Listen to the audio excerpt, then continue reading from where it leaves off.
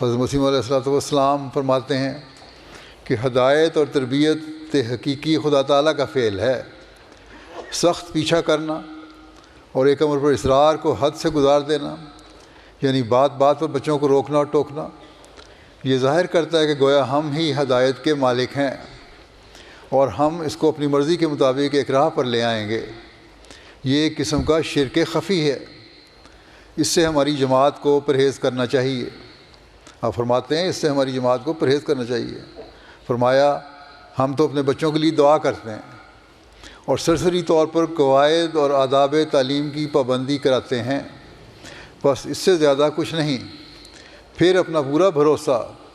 اللہ تعالیٰ پر رکھتے ہیں، اور جیسا کسی میں سعادت کا تخم ہوگا وقت پر سرسبز ہو جائے گا۔ پھر آپ نے یہ بھی فرمایا کہ بچوں کے لیے دعا کرنی چاہیے۔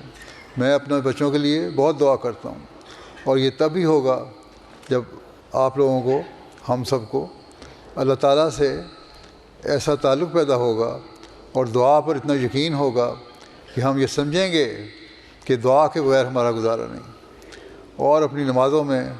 5 وقت کی نمازوں میں رکت پیدا کرنے کی کوشش کریں گے، درد پیدا کرنے کی کوشش کریں گے،